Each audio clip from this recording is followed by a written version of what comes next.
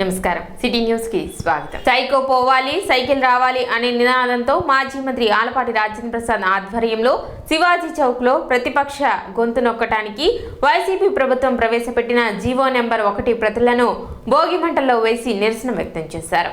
మాజీ మంత్రి ఆలపాటి రాజేంద్ర ప్రసాద్ నాయకులు కార్యకర్తలు ముందుగా జగడగుంటపాలెంలో భోగి మంటలు వెలిగించి అనంతరం శివాజీ చౌక్ లో జీవో నెంబర్ 1 ప్రతులను భోగి మంటల్లో వేసి నిరసన తెలిపారు. మాజీ మంత్రి ఆలపాటి రాజేంద్ర ప్రసాద్ మాట్లాడుతూ ప్రజలకి నూతన సంవత్సర సంక్రాంతి శుభాకాంక్షలు తెలిపారు.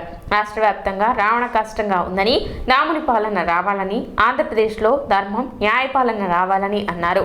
జగన్ పాలనలో ప్రజలపై జరుగుతున్న అరాచకాలు, అత్యాచార భయాలు ఈ భోగి మంటల్లో పోవాలి.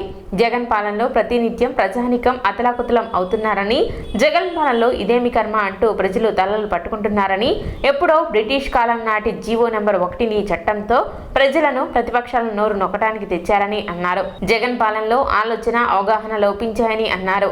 చంద్రబాబు సభలకు ప్రజల ఆదరణ రావడంతో చంద్రబాబుని కట్టడి చేయడానికే చీకటి జీవో తెచ్చారని, జగన్ పాలనలో వ్యవస్థలు అన్ని నిర్వీర్యం అయిపోయాయని, జగన్ పాలనలో పైనుండి కింద స్థాయి నాయకుల వరకు దాచుకోవడమే పనిగా ఉందని చెప్పారు. జగన్ పాలనలో మందు, ఇసుక, గంజాయి, గుట్కా, భూదందా, రైతులు, కార్మికులు ఇలా ఏది చూసినా అక్రమాలేనని, చెత్త పన్ను వేసిన చెత్త ప్రభుత్వం జగన్ ప్రభుత్వం అని ఆరోపించారు. కరెంటు పట్టుకోకుండానే కరెంటు షాక్ కొడుతున్న పరిస్థితి తలెత్తిందని, కొత్త సంవత్సరం నుండి జగన్ పాలనకు చరమగీతం పాడటానికి ప్రజలు సన్నద్ధం అయ్యారని ఆలపాటి రాజేంద్ర ప్రసాద్ తెలిపారు. కార్యక్రమంలో టీడీపీ నాయకులు, కార్యకర్తలు పాల్గొన్నారు. జగన్మోహన్ రెడ్డి గారి పాలన వచ్చిన దగ్గర నుంచి 1-6 అయితే చెప్పుకోవచ్చు. ప్రతి నిత్యం కూడా ఈ రాష్ట్రంలో జీవించే ప్రతి వ్యక్తి అనేక సమస్యలతో అతలాకుతలం చెందుతూ ఉన్నారు. ఒక చీకటి జీవో ఎప్పుడో 1861 యాక్ట్లో సెక్షన్ 30 పోలీస్ యాక్ట్ కింద ఊరేగింపులు జరగకూడదు, రోడ్ షోలు జరగకూడదు, ప్రతిపక్షాలు రోడ్డు మీద రాకూడదు అని గొంతు నొలిపే కార్యక్రమాన్ని సిద్ధం చేసుకున్నటువంటి ప్రభుత్వానికి మరొకసారి ధర్మాసనం మొట్టికాయలు వేసినటువంటి సందర్భం. ఏం చేస్తూ ఉన్నాం, ఏ రకంగా చేస్తూ ఉన్నాం, ఎందుకు ఇన్ని లక్షల మంది 73 సంవత్సరాలైన నాయకత్వానికి మద్దతు పలుకుతూ ఉంది అని చెప్పి ఆలోచన పోయింది. ఎక్కడ పోయినా తండోపతండాలుగా వేలాది లక్షలాది మంది ప్రజలు నిరాజనాలు పలుకుతున్నటువంటి సందర్భం. ఈ ప్రభుత్వం మారాలి, అధికారం పోవాలి వీళ్ళకి. ఎందుకంటే రాజ్యాంగం లేదు, ప్రజాస్వామ్యం లేదు, వ్యవస్థలన్నీ కూడా నిర్వీర్యమైపోయినాయి. దోచుకునే మంద, దాచుకునే మంద, ఇసుక మాఫియా, మద్యం మాఫియా, భూ కబ్జాలు, గంజాయి, గుట్కా, ఈ రోజున ఏది లేదు ఈ యొక్క సమాజంలో. మానవుడు నష్టపోయేదానికి అన్నిటికీ కారణాలు వీళ్ళే అని చెప్పి మీకు మనం చేస్తూ ఉన్నాం. పండించిన పంట నోటికి అందే లోపల ఎన్ని రకాలైన అవాంతరాలు వస్తూ ఉన్నాయి. వ్యాపారస్తులు ఏ రకంగా బాధపడుతూ ఉన్నారు. ట్యాక్సుల మీద ట్యాక్సులు, సామాన్య మానవుడి మీద కూడా పన్నులు వేసినటువంటి దుర్మార్గపు ప్రభుత్వం ఏదైనా ఉంది అంటే, చెత్త పన్ను వేసినటువంటి చెత్త ప్రభుత్వం ఏదైనా ఉంది అంటే ఈనాటి జగన్మోహన్ రెడ్డి గారి ప్రభుత్వం అని చెప్పి చెప్పుకోవాల్సినటువంటి పరిస్థితి.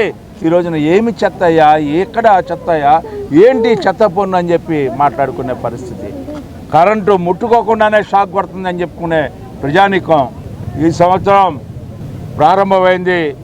ప్రజల్లో చైతన్యం ప్రభంజనంగా మారుతూ ఉంటుంది.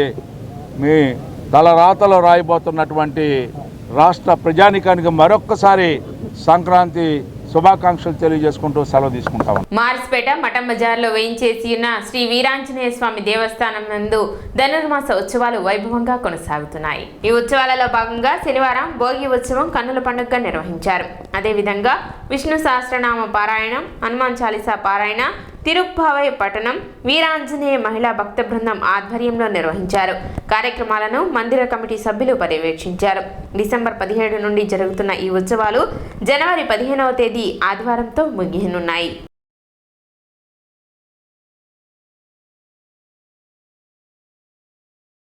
ఆర్ఎస్పేట మఠం బజార్లో వేయించేసి ఉన్నటువంటి శ్రీ వీరాంజనేయ స్వామి వారి మందిరం నందు ధనుర్మాస ఉత్సవాలు పురస్కరించుకొని ఈ రోజున స్వామివారికి భోగి ఉత్సవం ఘనంగా జరిగినది. అలాగే స్వామివారికి ఉదయం 5 గంటల నుంచి విష్ణు సహస్రనామ పారాయణ, అనంతరం హనుమాన్ చాలీస పారాయణ, ఆ తర్వాత తిరుప్పావై పఠనం కూడా ఘనంగా శ్రీ వీరాంజనేయ స్వామి వారి మహిళా భక్త బృందం వారిచే పారాయణ పఠనం జరిగింది. అలాగే ఆ తర్వాత స్వామివారి దివ్యహారతులు జరిగినాయి.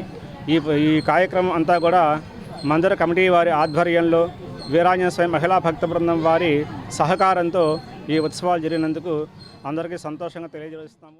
శనివారం పట్టణ ప్రజలు భోగి పండుగ వేడుకలను ఘనంగా నిర్వహించారు. తెల్లవారుజాము నుండి ప్రజలు భోగి మంటలు వేసి వేడుకలను జరుపుకున్నారు. తమ కష్టాలను తొలగించాలని ప్రజలు భోగి మంటలు వేసి అగ్నిదేవుణ్ణి ప్రార్థించారు. ఉదయం నుండి భోగి మంటలతో ఇంట్ల ముందు రంగురంగుల ముగ్గులు వేస్తూ చిన్న పెద్ద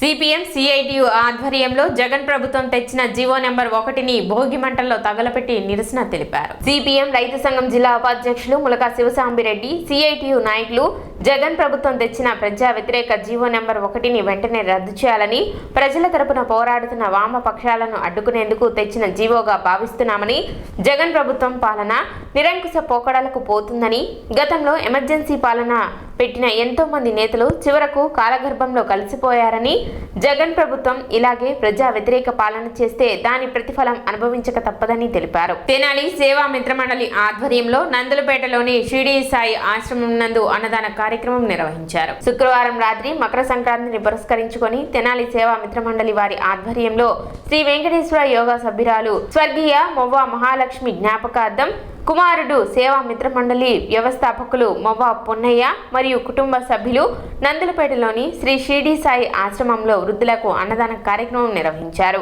ఈ కార్యక్రమంలో ఎస్వి యోగా కన్వీనర్ ముద్దభక్తుని రమణయ్య, మొవ్వ పొన్నయ్య, చెరుకూరి రమేష్ బాబు, కరీముల్లా, పుట్టే రాజేష్, సాయి శ్రీనివాసరావు, అబ్దుల్ రజాక్, మునిపల్లి వెంకట రఘునాథరావు, పోతురాజు, జీవి నారాయణ, బాలనాయక్, కుర్రా శ్రీనివాసరావు, విజయలక్ష్మి, సునీత తదితరులు పాల్గొన్నారు.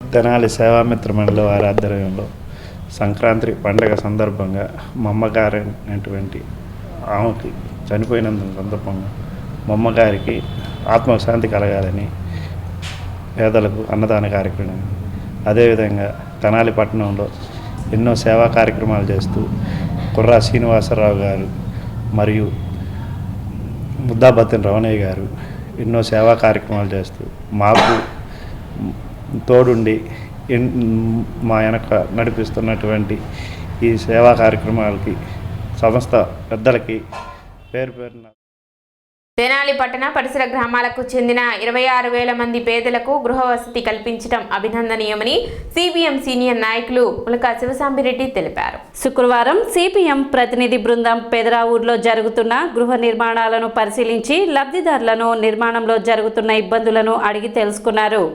కూచిపూడి రోడ్లో గల పెదరావూరు జగనన్న కాలనీలో 20,000 మందికి పైగా ఆవాసం ఉండేటప్పుడు బడి, గుడి, శ్మశాన వాటికలకు స్థలాలు కేటాయించకపోవడం వలన భవిష్యత్తులో సమస్యలు ఎదురవుతాయని శివసాంబిరెడ్డి పేర్కొన్నారు. తెనాలి డివిజన్ నల్లరేగడి మట్టి ప్రాంతం కావడం వలన మెరక వేసుకునేందుకే ₹1,00,000 పైగా వ్యయం చేయాల్సి వస్తుంది. కాబట్టి ప్రభుత్వం ప్రతి లబ్ధిదారునికి 5 లక్షలు కేటాయిస్తే అప్పుల పాలవకుండా ఉంటారని జిల్లా కార్యదర్శి వర్గ సభ్యులు ఎన్ భవన్ నారాయణ తెలిపారు. ఈ పర్యటనలో సీనియర్ నాయకులు షేక్ హుసేన్ వలీ, రవికుమార్, మాగంటి యలమందయ్య పాల్గొన్నారు. కనీసం 5 లక్షల రూపాయలు లబ్ధిదారులకు ఇవ్వాలి. ఆ విధంగా ఇస్తేనే ఈ ఇళ్ళు పూర్తవుతాయి అనేది మేము అభిప్రాయపడతాం. ఎందుకంటే గతంలో కాంగ్రెస్ ప్రభుత్వం ఉన్నప్పుడు 30-40 సంవత్సరాల నుంచి కూడా పెదరావూరు, మోదుకూరు అనేక చోట్ల ఇప్పటికీ కూడా మెరకలు వేసుకోలేక ఆ ఇళ్ల స్థలాలన్నీ కూడా చిట్టడిలాగా మారిపోయినాయి. అటువంటి పరిస్థితి మళ్ళీ పునరావృతం కాకుండా ఉండాలంటే ప్రభుత్వం సత్వరమే స్పందించి 5 లక్షలు ఇస్తే కానీ నిర్మాణం జరగదు. అందుకని ఇది ప్రభుత్వం దృష్టిలో ఉండాలని కూడా మేము విజ్ఞప్తి చేస్తున్నాం. దాంతోపాటు ఇక్కడ ఈ పెదరావూరు ప్రాంతంలో వేలాది మందికి గృహవసతి వస్తుంది. కానీ దాంతోపాటు మౌలిక వసతులు కూడా కల్పించాల్సిన పరిస్థితి, మంచినీరు కానించి అట్లాగే డ్రైనేజీ వసతులు, దాంతోపాటు ముఖ్యమైనది ఇన్ని వేల మంది వచ్చినప్పుడు ఆయా మతస్థులకు సంబంధించిన శ్మశాన స్థలాలని కేటాయించటం, అట్లాగే బడి, గుడి ఇటువంటి అన్నిటి కూడా ఇక్కడ మరి ఖాళీలు లేకపోవటం అనేది శోచనీయమైన విషయం. సిటీ న్యూస్ ఇంతటితో సమాప్తం. నమస్కారం.